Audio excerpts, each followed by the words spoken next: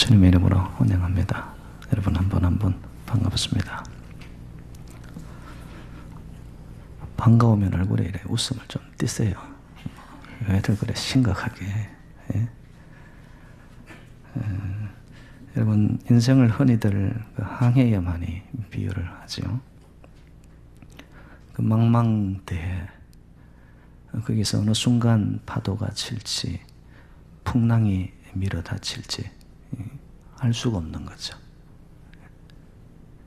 그래서 인생이라는 이 배가 바다라는 이 시간들 또 우리 일상생활에서 일어나는 사건들 이것을 우리가 항해해 나갈 때 우리가 일기예보를 예측하지만 여러분 그 일기예보가 정확합니까? 틀림이 없나요? 그렇지 않단 말이에요. 우리가 믿고 있는 거 예측하는 게 이게 100%라면은요 왜 우리가 하나님이 필요합니까? 왜 말씀이 필요하죠? 인간에게 하나님이 지혜도 주고 지식도 주고 과학적인 여러 문명을 통해서 내일에 대한 것을 예측하게 하지만 불분명한 거예요. 모르는 거예요. 내일 일을 어떻게 알아요? 그래서 인생을 여러분 어디로 튈지 모르는 또 럭비 공이라고도 표현을 하는 것이죠. 여러분 살아왔던 인생을 한번 이렇게 되짚어 보십시오. 야, 그 순간 어떻게 내가 지내왔나 싶은 순간들이 있습니다. 그때는 그 순간 이런 일이 일어날지 몰랐기 때문에 만약에 여러분 우리 인생이 내일 어떤 일이 일어날 거다 미리 안다면 인생 자체가 밋밋합니다. 내일에 대한 기대도 없습니다. 살아가는 것이 그냥 그래요. Just so.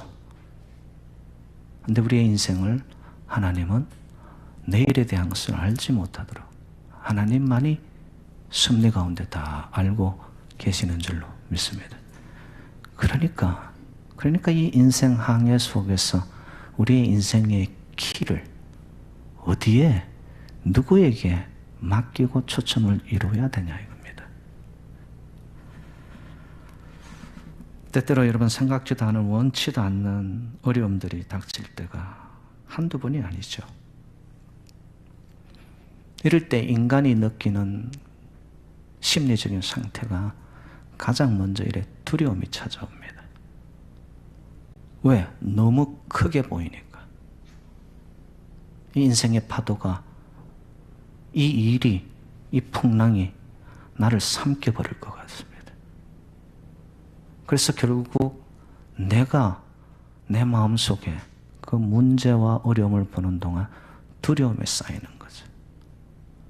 이 두려움이 커지게 되면 찾아오는 것이 뭐냐면 불안입니다. 안절부절 못하는 거예요. 그러니까 뭘 해도 일이 손에 안 잡히는 겁니다. 이 불안 증세가 더 증폭되면 의심이 찾아옵니다. 주변의 사람들을 믿지를 않아요. 남편도 아내도 친구도 심지어는 같은 공동체 안에 있는 성도들을 향하여서도 마음이 이상하게 의심이 생겨납니다. 그리고는 가장 마지막에 나타나는 현상이 뭐냐면 삶에 대한 마비가 와버립니다. 해야 할 일들이 있는데 나만이 이루어내야 되는 일인데 남들이 해줄 수 없는 내 삶의 자리인데 거기에 대해서 패닉이 와버리는 거예요. 의욕이 없어지고 손을 놓아버리고 급기야는 포기해버리는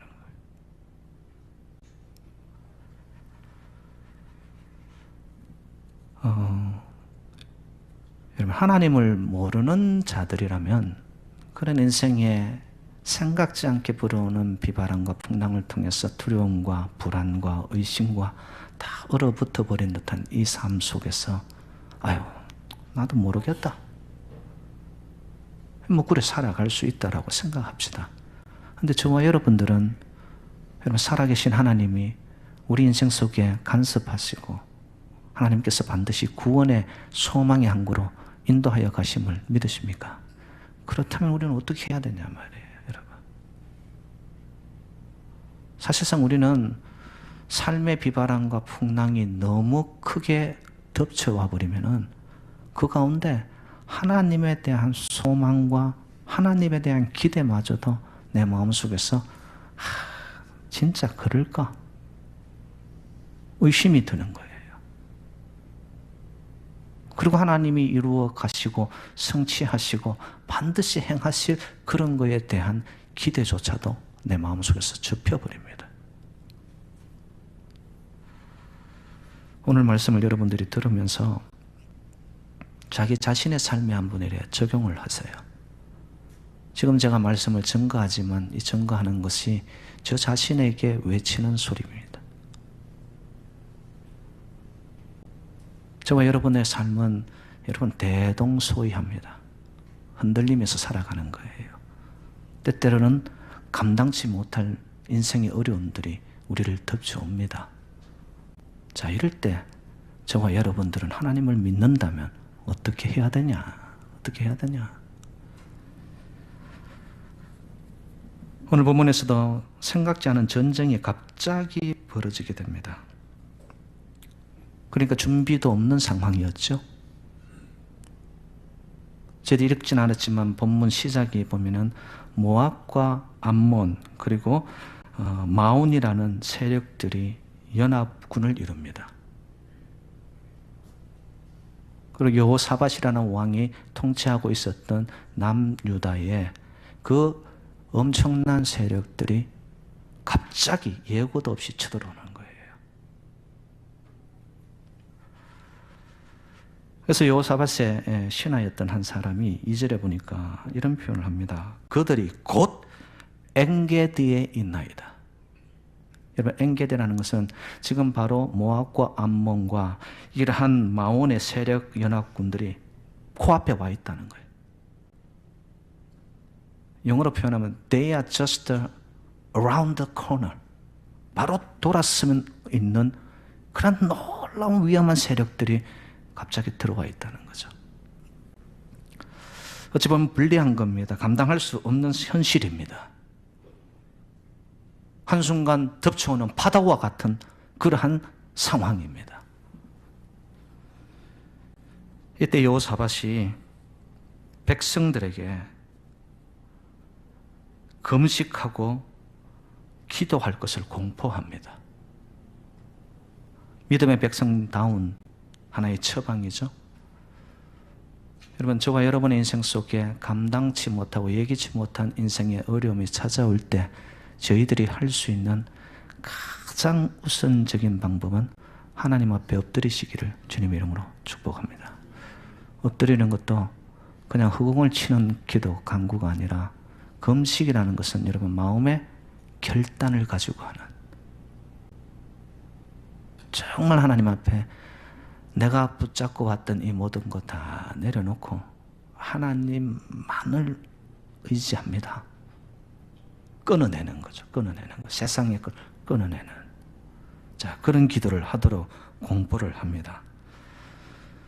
그런데 제가 오늘 이 본문 말씀을 택한 이후부터 계속해서 여러 번 묵상하면서 읽었어요. 그런데 이 여호사밧이라는 왕이 기도하고 금식하여 간구하게 공포한 후에 그의 기도의 내용이 말씀 앞에 쭉 전개가 됩니다. 12절에 그가 이런 내용을 기도하고 있어요. 12절에 어떻게 할 줄도 알지 못하고 오직 주만 바라보나이다. 여러분, 이게 지금 무슨 말이에요? 금식을 선포하며 하나님 앞에 엎드려 기도하는데, 자, 제가 물어봅니다. 여러분, 기도만 하니까 인생이 뚝딱 해결이 되던가요? 기도조차도 안 하니 뭘 알 수가 있어요? 예? 여러분, 기도만 하면 여러분 인생의 문제가 눈 녹듯이 사그르 없어지던가요? 아닙니다. 아니에요. 지금 이 여호사밧의 왕이, 지도자가 기도를 하는 가운데도 그 마음 한쪽 구석에는 뭐가 있는 거예요? 두려움이 있단 말이에요. 이게 어떻게 될지. 그리고 불안하단 말이에요, 이게. 그래서 아까 제가 말한 것대로 이게 더 정폭되면 하나님 앞에 기도한다고 엎드리고 있는데도 마음에서는 믿어요, 안 믿어요? 의심이 생긴단 말이에요, 여러분. 여러분, 이게 지금 우리의 현실이에요. 다른 사람 이야기가 아니에요. 저와 여러분들도 문제가 터지면 하나님 앞에 SOS를 치기 위해서 기도하고 엎드립니다. 그런데도 마음 한쪽으로는 야, 이게 해결될까? 이거 하나님이 정말로 문제를 풀어주실까? 위기 때 기도하라. 수많은 강단을 통하여서 선포되는 메시지입니다. 맞아요, 여러분. 위기 때 기도해야 됩니다. 그거보다 더 좋은 방법도 없는 것입니다. 그런데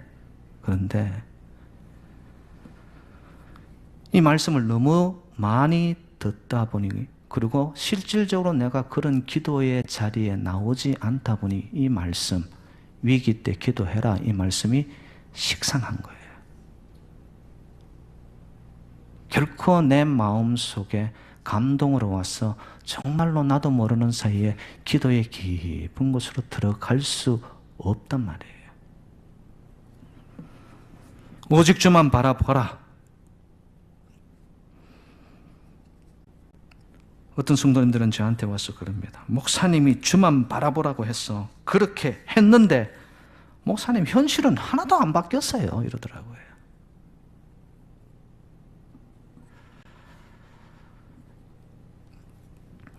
저는 오늘 말씀을 여러분들이 정말 진지하게 그 말씀의 진액 속으로 저희가 한번 이렇게 영혼의 여행을 했으면 좋겠어요.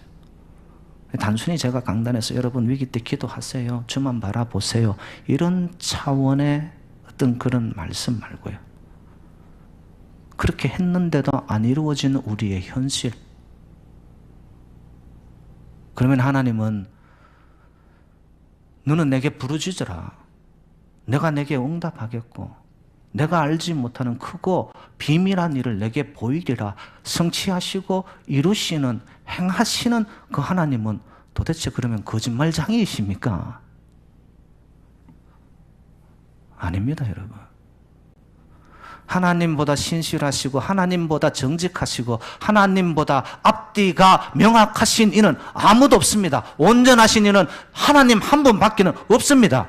하나님은 말씀하신 건 이루시고 우리가 알지 못하고 내가 깨닫지 못할 뿐이지 하나님은 지금도 성취하여 가시는 전능자 하나님이신 줄로 믿습니다.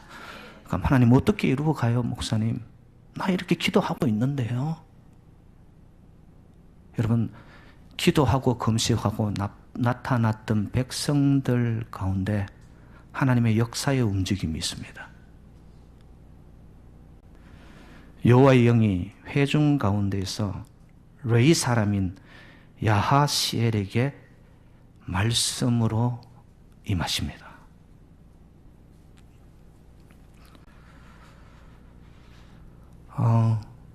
여러분, 이왕이면 그 하나님이 금식하며 기도하고 있는 모든 사람들에게 하나님의 말씀이 임하면 얼마나 좋을까요? 그런데 하나님은 하나님의 방법대로 하세요. 하나님의 방법은 어떤 방법이에요? 참 우리 하나님 너무 알 수 없는 하나님이셔요. 이스라엘 백성들이 애굽에서 종살이를 하고 있을 때에 하나님께서 그 민족을 향하여 구원하시겠다는 말씀을 하면서 그 백성 모두에게 하나님이 일일이 이야기했나요? 하나님은 지도자 한 명 모세를 세웁니다. 그리고 그에게 약속을 줍니다. 너가 이스라엘 민족들을 구원해내라. 여러분, 지금으로부터 한 500년 전이었습니다. 종교개혁이 일어납니다. 중세의 그 암흑 시기 때 교회는 부패하고 교황의 권세가 하늘을 찌르고 있을 때 물질로 인하여서 시대적인 세상의 흐름이 교회로 들어오면서 영적인 지도자의 역할을 감당해야 하였던 교황과 그 교황청들이 세상에서 누릴 수 있는 모든 권세를 누리면서 부패하기 시작합니다.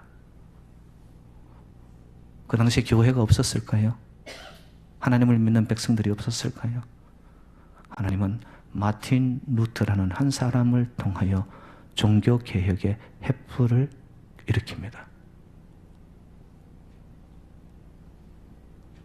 그 열기를 이어받아 존 칼빈이 같이 힘을 모아서 하나님의 새로운 리포메이션,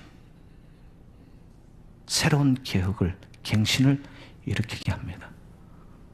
여러분, 하나님의 방법은 그 시대마다 영으로 임하여 선택적 소수에게 하나님은 계시하십니다. 그러면 이제 의문이 생기는 거 아니에요?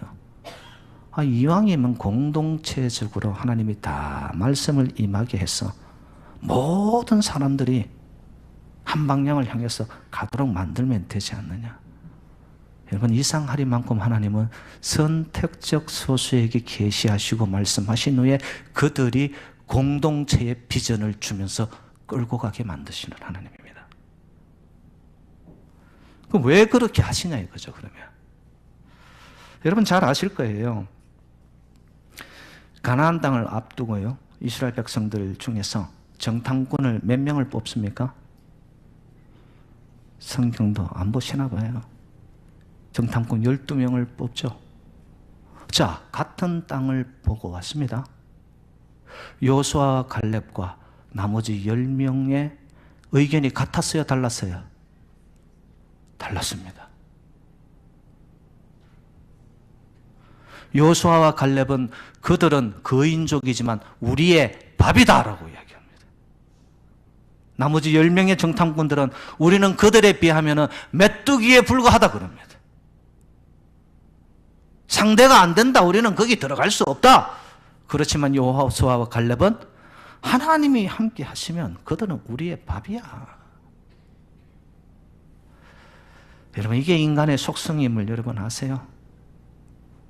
같은 걸 보는데도, 같은 땅에 있는데도, 같이 공동체 안에서 살아가는데도 생각이 달라요. 생각이 달라요. 그래서 하나님은 어떻게 하신다? 선택적 소수를 하나님은 뽑으시사 영으로 그들에게 말씀으로 임하게 하시는 살아계신 하나님이신 줄로 믿습니다. 저는 여기 계신 모든 분들이 정말 하나님과의 깊은 영적인 관계 속에 들어가면서 그 음성이 영으로 들려오는 선택적 소수의 주인공들이 되시기를 주님의 이름으로 축복합니다. 여러분, 그 선택적 소수는 가정을 살려요. 공동체를 살립니다. 더 나아가서 국가와 민족을 살립니다. 살려냅니다. 자, 그렇다면 그 야하시엘에게 임하였던 말씀은 뭐냐는 거예요. 말씀의 내용이 도대체 뭐냐라는 거예요. 참 이게 이제 중요한 내용인데요. 야하시엘에게 임하였던 하나님의 말씀의 요지는 이겁니다. 전쟁의 성격을 규정하는데 그것을 세상적인 규정과 기준하고는 완전히 다르게 하나님은 말씀하세요. 15절 말씀을 보세요. 전쟁은 너희에게 속한 것이 아니요 하나님께 속한 것이니라. 할렐루야. 믿으십니까? 전쟁이 누구에게 속한 것이더라? 하나님께 속한 것이래요. 우리는 이 땅을 살면서 모든 되어지는 일들, 경쟁하고 투쟁해서 이루어 내가 승리해야 되는 일들을 이 땅의 것이라고 생각하는 거예요. 여러분 여기서 조금 제가 영적인 깊이로 들어가면은 모압과 암몬은 누구이죠? 성경상에 나타나는 최초의 이방인 족속입니다. 어떻게 그들은 태어납니까? 아버지 룻과 그의 두 딸을 통하여서 하나님이 정하여 놓은 방법이 아닌 인간의 생각에 앞서서 소돔과 고모라가 멸망하고 나서 불구덩이가 되고 나서 이제는 우리가 족속이 끊어지게 생겼다. 두 딸의 생각입니다. 그래서 아버지를 술 먹인 후에 그들이 아버지 방에 들어갑니다. 그리고 태어난 두 아들이 모압과 암몬입니다. 제가 이야기를 왜 하느냐? 여러분, 전쟁은 눈에 보여지는 전쟁도 있지만 실질적으로 저와 여러분의 인생의 전쟁은 영적인 전쟁인 줄로 믿습니다. 끊임없는 이방 족속에 우리를 갉아 우는 사자와 같이 쓰러뜨리려 드는 어둠의 저주의 재앙의 세력인 사단 마귀와의 영적인 전쟁에서 우리는 어떻게 이겨요? 전쟁이 하나님께 속한 자라는 것을 믿는 자는 전쟁을 내가 치르는 것이 아니라 하나님이 대신하여 치러줄 줄로 믿습니다.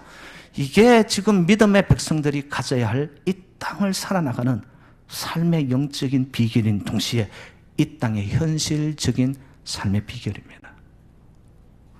우리가 어찌 어둠의 세력인 이 사탄 마귀를 대항하여 이겨요? 1대1로 불가입니다. 불가능해요, 여러분. 그리고 17절도 보세요. 이 전쟁에는 너희가 싸울 것이 없나니 너희와 함께한 여호와가 구원하는 것을 보라. 할렐루야. 누가 구원하신다고요? 하나님이 구원하신대요.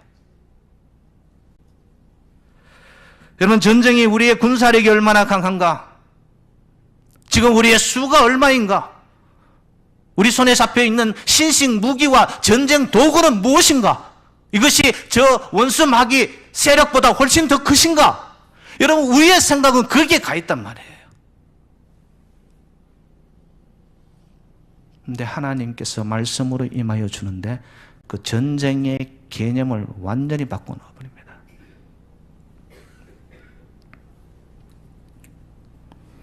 사랑하는 여러분들, 저와 여러분들이 인생을 살아가면서 우리의 인생의 전쟁은 내가 하는 것이 아니라 하나님께 속한 전쟁인 줄로 믿으시기를 주님 이름으로 축복합니다. 믿고 나아가면 누가 우리를 대신하여 싸우신다. 여호와께서 구원하시는 것을 여러분들이 볼 때, 그러면 구원하는 역사를 처음 하는 자들에게 나타나는 하나님의 음성이 뭐냐? 결과적으로 두려워하지 말고 놀라지 말라. 우리는 현실에서는 너무 두려워하고 너무 쪼그러들 앉았거든요. 조금만 인생의 바람이 불어와도 우리는 하나님을 향한 그 약속의 말씀이 없어져요. 여러분, 어떤 상황의 비바람과 풍랑과 여러분의 삶의 파도가 밀려온다 할지라도 우리의 전쟁은 하나님께 속하였으니 살아가는 여러분들 절대로 두려워하지 말고 놀라지 않기를 주님의 이름으로 축복합니다. 벌써 그 마음이 딱 오면은 여러분, 우리는 인생을 향하여서 어떤 아픔과 어떤 풍랑 속에서도 뭐예요? 이겨나가는 거예요.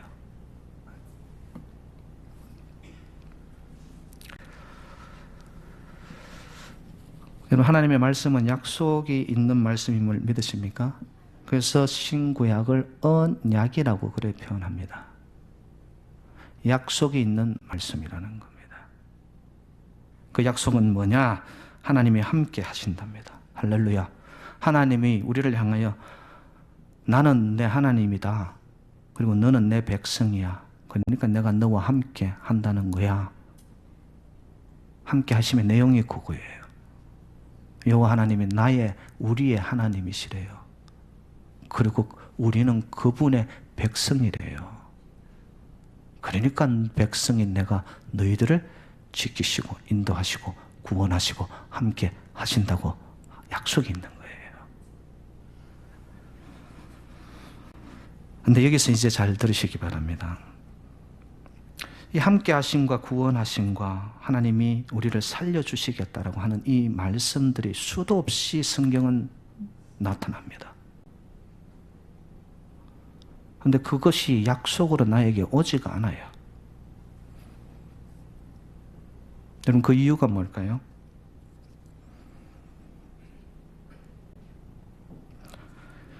하나님의 약속인 이 음성이 내 마음과 서로의 소통이 없고 흘러들지를 않는 거예요. 단절이 되어 있단 말이에요.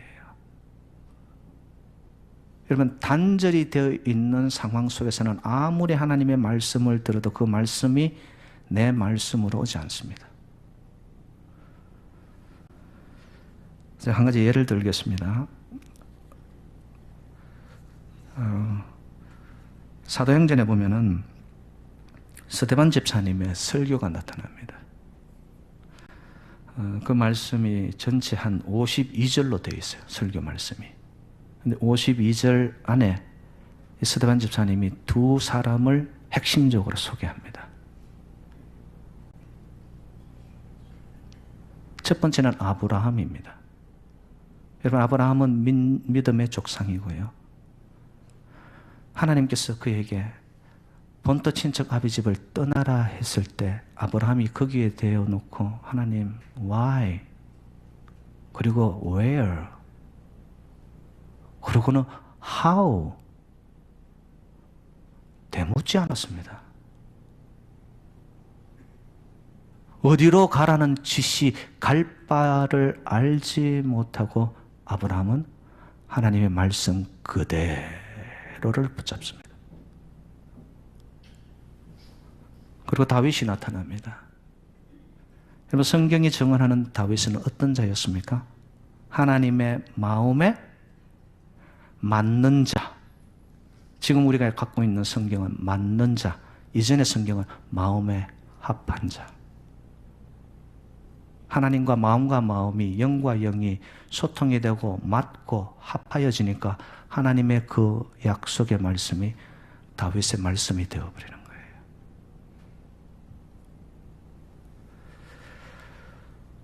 여러분, 저는 저 자신을 포함해서 여기 있는 모든 주의 백성들이 하나님의 영이 임재하고 하나님의 말씀이 선포되어지는 이 시간에 여러분, 하나님과 그 영과 영이 순수함으로, 여러분, 순결함으로 만나지시기를 주님의 이름으로 축복합니다.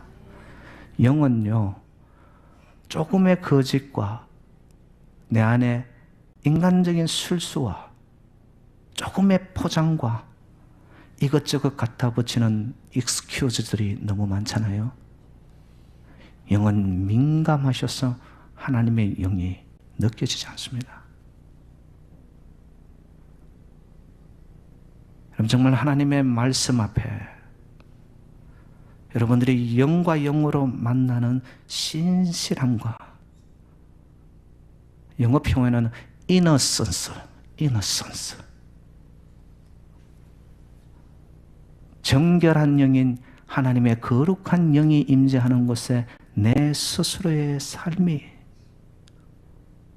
철저히 하나님 앞에 비워내는 모습으로 순수함으로 깨끗함으로 주님 앞에 나타날 때 하나님의 말씀이 살아 역사하는 약속의 계명으로 들려질 줄로 믿습니다.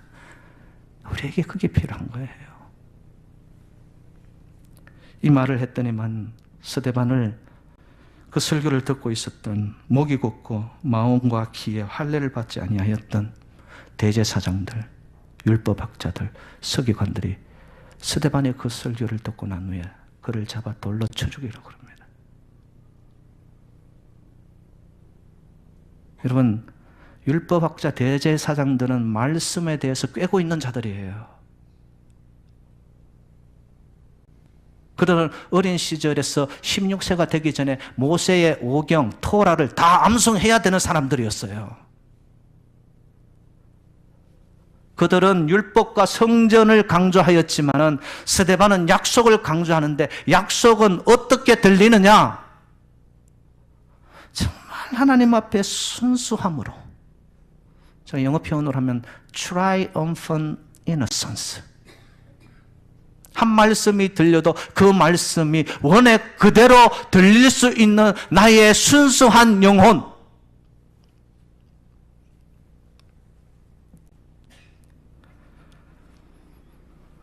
여러분 오늘도 우리가 예배를 드리지만은 내 안에 내 영이 하나님을 향하여 정말 순수함으로 갈구하는 그러한 마음의 자세와 목마름이 없다면, 여러분 우리 예배는 지금 선포되어지는 이 말씀도 그냥 왔다가 다른 길로 흘러가 버립니다. 제가 이렇게 한번 예를 들어볼까요? 어떤 한 남자가 한 여자와 결혼하기 전에, 내가 결혼을 하면 말이야, everyday 장미 따발을 사가지고 집에 들어올 거야 그럽니다. 그럼 결혼했어요.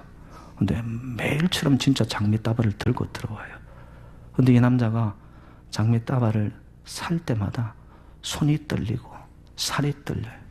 이거는 왜 이렇게 비싸냐? 여러분 지금 이게 남편과 아내로서 살지만 마음이 통하는 거예요. 지금 이 예배 가운데 와 있단 말이에요. 여러분들이 하나님을 만나기 위해서 신랑 대신 순결한 신부 저희들이 말씀을 듣기 위해서 와 있단 말이에요. 아이고, 근데 목사님 오늘따라 왜 저래 설교가 기냐? 그리고 마음은 오늘 예배 후에 연휴니까 가족 여행이라도 떠나야지. 마음의 모든 생각이 거기 가 있다. 여러분 그러면 하나님이 이 예배를 받으시냐고요? 여러분 말씀이 말씀으로 들려지기 위해서는 우리의 순수함이 있어야 됩니다. 그런데 우리는 너무 많은 것들이 이미 학습되어 있어요. 세상의 기운들이 나를 붙잡고 있어요. 그러니까 하나님을 향한, 말씀을 향한 하나님의 음성에 대한 그 갈구함에 대한 이것이 눌려져 있습니다. 여러분 오늘 하나님의 말씀, 두려워하지 말라, 놀라지 말라, 내가 너희를 구원하리라, 이 말씀이 100% 그대로 하나님의 약속의 말씀으로 들려지시기를 주님의 이름으로 축복합니다. 그러면 나는 살아나요. 내가 먼저 살아나요. 내 영이 생명으로 채워집니다.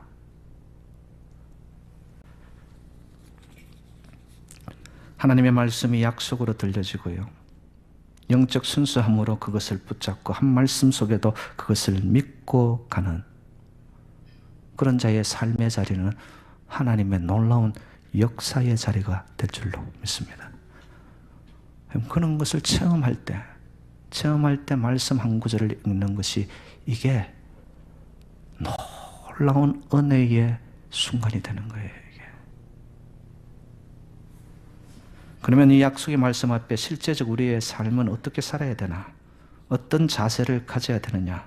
제가 짧게 세 가지만 말씀을 드리겠습니다. 첫 번째, 오늘 18절 이렇게 이릅니다. 여호와 앞에 엎드려 여호와께 경배하고, 하나님의 말씀 약속이 선포되는 순간 우리가 가져야 할 가장 첫 번째 중요한 자세, 여러분 나 자신을 엎드리고 하나님 앞에 전적으로 나를 비워낼 수 있기를 주님의 이름으로 부탁드립니다. 말씀이 선포되는데도 내 안에 내가 너무 많아. 하나님을 최대한 높이고 하나님의 것들이 최대한 내 안에 들어오기 위해서 나는 최대한 낮아지고 극도로 비워져야 됩니다. 그럴 때 하나님의 말씀이 채워지기 시작하죠. 겸허함으로. 그때 야하시엘은요, 대제사장도 제사장도 아니었습니다. 그냥 레위 족속 중에 한 사람이었습니다. 하나님이 선택적 소수를 통해 선별했을 뿐이지만은 거기에 있었던 무리들은 그에게 입을 통하여 선포되는 말씀을 야하시엘의 사람의 말로 듣지 아니하시고 하나님의 말씀으로 들은 줄로 믿습니다. 오늘도 부족한 자가 말씀을 증거하지만 저 목사님 말이지 뭐, 목사님 생각이지, 목사님 주장이지, 그러면 이게 말씀이 하나님 말씀으로 안 들립니다, 여러분. 정말 여러분, 절대적으로 하나님의 말씀 앞에는 여러분들이 엎드려지고 여호와를 경외하는 마음으로 겸손하실 수 있기를 주님의 이름으로 부탁드립니다. 두 번째로 봤더니 20절에 신뢰하라 그리하면 경고히 서리라, 그의 선지자들을 신뢰하라 그리하면 형통하리라. 여러분, 말씀이 선포되어질 때는 믿으시기를 주님 이름으로 부탁드립니다. 저 말씀 수도 없이 들었는데 진짠가? 설마 아니지? 여러분, 말씀이 선포되는 순간에는 노매는 없어지고 아멘으로 응답하시기를 주님 이름으로 부탁드립니다. 아멘 하면 이전에 몰랐던 하나님의 은혜가 내 안으로 들어옵니다. 왜? 신뢰하고 믿고 가기 때문에. 신뢰하고 믿음이 있을 때는 하나님은 우리를 실망시키지 않으십니다.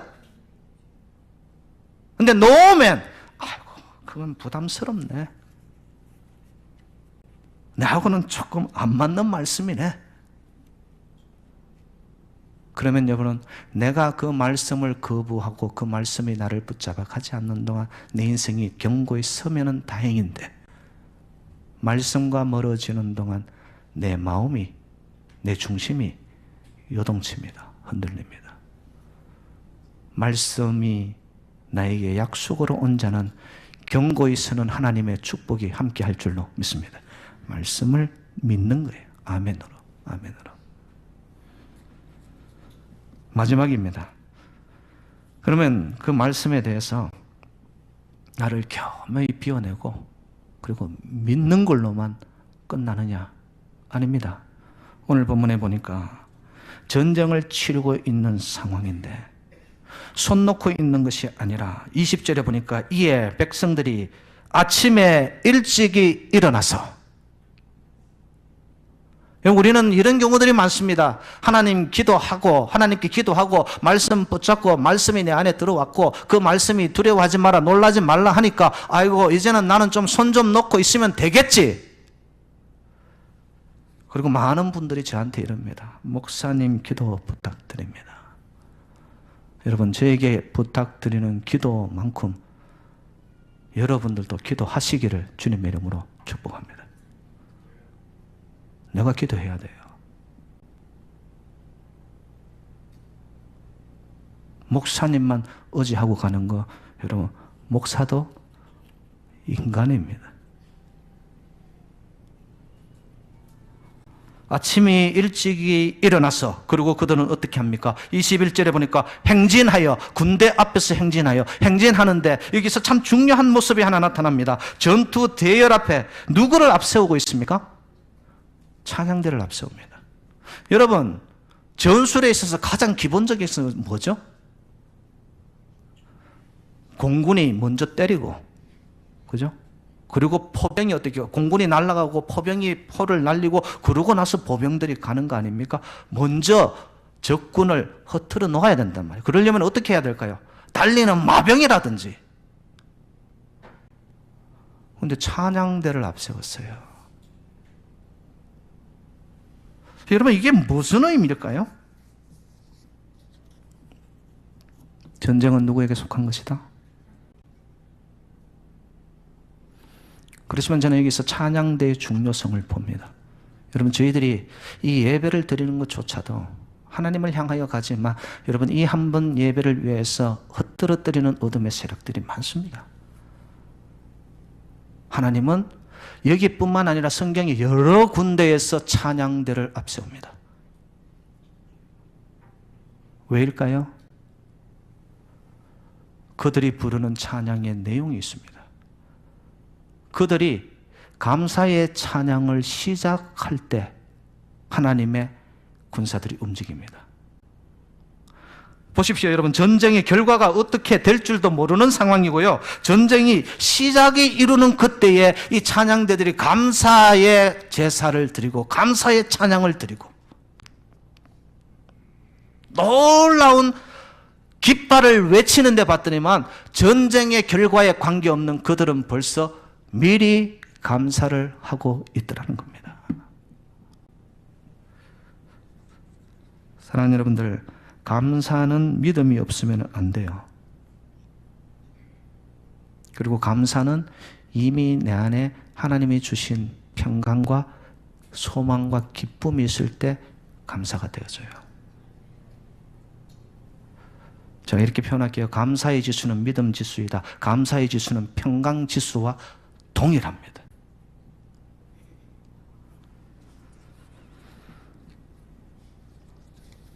여러분, 감사의 방법 네 가지 아시죠?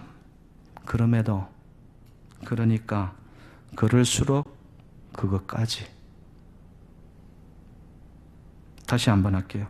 그럼에도, 그러니까, 그럴수록, 그것까지. 미리 감사하는 하나님의 능력을 불러오는 동력이 될 줄로 믿습니다. 자, 보십시오. 말씀이 순수함으로 듣는 자에게 그 말씀이 들렸고 전쟁의 개념이 달라졌고 그리고 그 말씀 앞에 순종하는 마음으로 자기를 겸허히 비우고 그리고 믿음으로 아멘하고 나아가고 행진하여 대면합니다. 삶을 대면합니다. 일찍이 일어나 행진하기 시작하는 겁니다. 근데 결과는 어떻게 되었습니까? 오늘 본문 마지막 절입니다. 23절에 그들이 말입니다. 암몬과 모압 자손이 일어나 세일산 주민들을 쳐서 진멸하고 서로 연합군을 이루었던 자들인데 저들끼리 지금 싸운 거예요. 싸우고 나서는 세일 주민들을 다 멸한 후에는 그들이, 여기서 그들은 누구입니까? 모압과 암몬입니다. 저들끼리 치고받고 해가지고 자중질환으로 끝나버립니다. 제가 말씀드렸습니다. 전쟁은 육적인 눈에 보이는 전쟁뿐만 아니라 우리의 전쟁은 영적인 전쟁인데요. 하나님 말씀이 나에게 임하여 말씀대로 되어짐을 순수하게 순종하여 아멘으로 그리고 내 삶의 현장 속에서 회피 아니하고 주어진 그대로를 향하여 대면하며 행진하여 나가는 믿음의 백성들에게 있어서는 여러분 어둠의 세력이 한 길로 왔다가도 7길로 쫓겨나는 역사가 있을 줄로 믿습니다. 자중질환이 일어난단 말이에요. 우리가 하는 거 아니라는 말이에요. 사랑하는 여러분들, 지금 여러분의 인생에 어떤 비바람이 어떤 풍랑이 일어나고 있습니까? 아니, 내 안에 정말 하나님을 향한 믿음이 의심으로 하나님 살아계신 거 맞아? 하나님 정말 역사하시는 분 맞죠? 여러분 마음속에 그러한 두려움이, 의심이, 불안이 자리를 잡고 있습니까? 오늘 말씀 속에 일러주신 정말 말씀 그대로가 순수함으로 들려오고 내가 순종하고 믿음으로 그러나 삶의 현장 속에 대면하여 포기하지 않고 행진하여 나갈 때에 여러분의 삶에 있는 어려움들, 내 마음속에 있는 여러 가지 산재해 있는 것들, 원망, 저주, 질투, 더 나아가서 여러분 해결받지 못한 인생의 선뿌리, 이런 것도 전쟁은 여호와께 속한 것으로 주님께서 구원하는 역사, 여러분의 삶의 자리가 하나님의 역사의 자리가 되시기를 주님의 이름으로 축원드립니다.